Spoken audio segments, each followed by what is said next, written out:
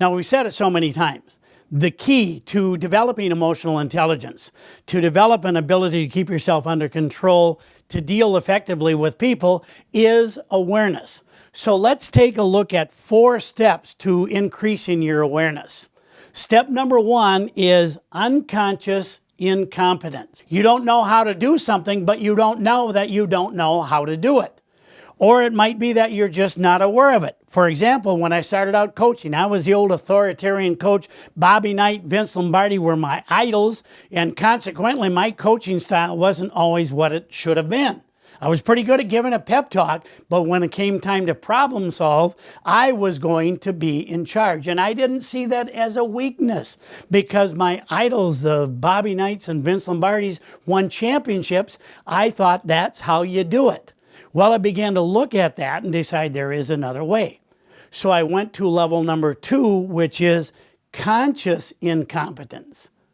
You're not very good at something, but you realize you're not very good at it. So then you move on to level number 3, which is conscious competence. You're starting to get pretty good at something, but you have to think about it every step of the way.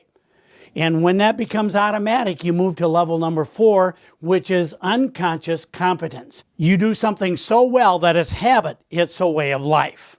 So let me illustrate that with this example. I was not always the best at dealing with customer service people. I thought, listen, I'm the customer here, and you better take care of me, and you better take care of me right now. So consequently, I probably wasn't very easy to deal with. Well, I began to look at that from 2 standpoints. First of all, that's another human being on the end of the line, and he or she deserves to be treated better than I was treating them. And secondly, maybe a selfish reason, I would probably get better service if I'd be more cooperative.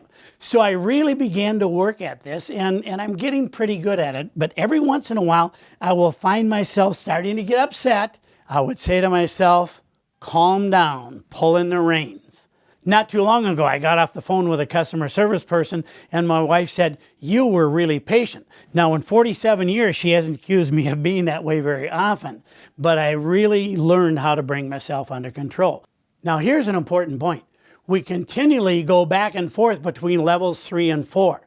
So when you are aware of yourself getting upset, you can pull in the reins. So let's do a quick review of this session. The first is the 3-step method for dealing with upset people. Get in step, listen, solve the problem. The second is the emphasis on emotional intelligence, which leads to awareness. And to remember that awareness precedes change, so it's really necessary to become aware of your awareness. The third is Eric Butterworth's quote. The reason you get upset is because you are upsettable. Now that might be sometimes tough to deal with, but it's real. It's all about maintaining self-control. So let's end with the words of Sir Edmund Hillary, who was the first to climb Mount Everest. He said, "It is not the mountain you conquer, but yourself."